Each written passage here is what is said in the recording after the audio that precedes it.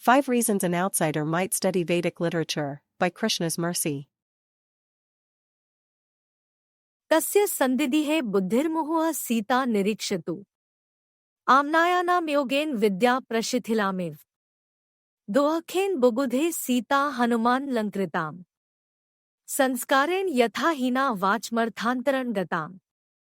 Quote, seeing Sita, like trying to decipher knowledge from the Vedas, which has become barely perceptible after lack of use, his mind became doubtful.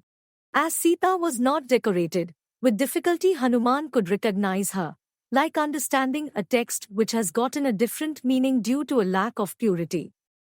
Valmiki Ramayana, Sundara Kand, 15.38-39. 1. They are inquisitive. The imagery is fascinating. It is not so easy to dismiss. Especially in terms of the worship of Vishnu and those figures related to him, there is beauty to the presentation. It stands in stark contrast to the angry god concept. Instead of an authority figure from the heavens disapprovingly glancing at the sinful population at large, it is the people approaching in a humble manner. Free of ego, they act as if Vishnu is everything. They will remain poor themselves. They may have only a leaf or a flower to offer, but offer it they will. Their dedication is like nothing I have ever seen. Patra pushpam phalang toyam. Yo me bhaktya prayachati. Tad aham bhaktyupahitam. Ashnami prayatatmana. Quote, if one offers me with love and devotion a leaf, a flower, fruit or water, I will accept it. Lord Krishna, Bhagavad-gita, 9.26. 2. They want to compare. I am researching a book on the various theories of the creation. This is from the religious perspective. I want to see if there are any similarities when you go from tradition to tradition. We have the commonly known story of the person named Noah and his ark. Is there something similar in the Vedas? Is Manu the same as Noah, but just with a different name? Is the Matsya Avatara the provider of intelligence from another realm? Apart from this incident, what others are the same? Is the Kalki Avatara the same as what we know to be Armageddon, for instance? 3. They are part of an occupying force. We have been tasked with studying the culture of this place that we now rule over. It is strange that they do not seem to be interested in the slightest in our way of life. They are content roaming the country with their cows, their gods, and their simple food. Let us delve further into the Sanskrit texts to see what we can find. These stories are sure fascinating. Maybe they picked them up from other cultures. They seem to know something about everything. Their scriptures have information on eating, exercise, sleeping, continuing the population, running a kingdom, finding peace of mind, and even reading the stars. It would be foolish to dismiss their religion as narrow-minded. 4. They want to criticize. Look at these people and their false gods. They are so doomed. They have these crazy stories that they somehow believe to be true. Some ancient sage inventing the battery, for instance.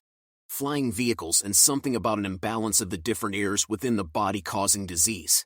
Just see that their savior of all is a debauchee. He runs around with young girls and has no shame in the process. Let us study a little further just to observe how ridiculous their ideas are. Reincarnation? Come on. What kind of nonsense is that? The senses forming attachment and the lack of satisfaction leading to anger and wrath? These people sure do spend a lot of time philosophizing. Their false gods have a lot to say about a lot of things, but since they don't follow our religion, which is the only true one, they are all going to hell. Dhyato vishyan punsa sangaste shubh jayate. Sangat sanjayate kama kama krodho bhijayate.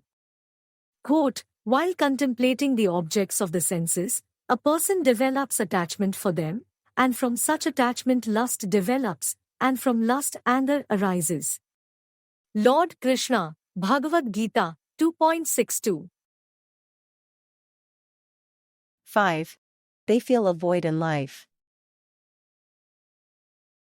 Do you ever think about your purpose in life? I believe in God and all. We go to a house of worship on a regular basis. I am not talking about religion. This is a specific direction. For instance, if I no longer had to work, what would I do every day? I am not sure. I might be bored out of my mind.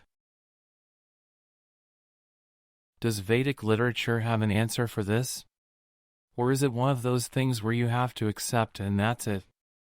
Is there anything about finding a purpose and passing the time in a meaningful way? Is there anything about being happy and content as you finish out your days in this world? His Divine Grace A.C. Bhaktivedanta Swami Prabhupada makes the comparison to licking the outside of the bottle instead of opening it. If there is honey inside, there is no way to get the taste without removing the cap or the lid. In the same way, whatever our reason for approaching the timeless wisdom of the Vedas, if we are lacking the proper culture, then there is no way to understand anything. We can be in possession of a perfect translation, from the original Sanskrit to our language of choice, but the meanings get lost. It is coming across an old saying that might not be in use in the modern day. We are accessing Sanskrit poetry from thousands of years in the past, at a time now when the language is barely known to anyone. How can the average person transpose themselves to an ancient period of time to become familiar with the context? Therefore, it is necessary to have an authority figure. Someone like Sri Hanuman. He is able to identify Sita Devi in Lanka. She is in a dreadful condition. She does not look like her normal self. She is in great distress due to forced separation from husband, Sri Rama. Someone like Ravana assumes Sita is an object for his enjoyment. Despite being specifically told to the contrary, it is like there is a wall blocking his intelligence from proceeding. He can only go by what he sees, and his lens has the filter of personal enjoyment. Hanuman can see through the conditions. He is the empowered representative to decipher what belongs to Sri Hari. It is therefore a requirement to have someone like Sri Hanuman for assisting in understanding Vedic literature. Otherwise, the exercise is something like walking through a museum and appreciating or misunderstanding from only a distance. In closing, upon ancient culture to land. Difficult to understand. With strange gods and rituals too. Leader of all a debauchee who? Someone like Hanuman required. For proper vision acquired. Seeing Sita Devi in Lanka there. Of her true identity aware.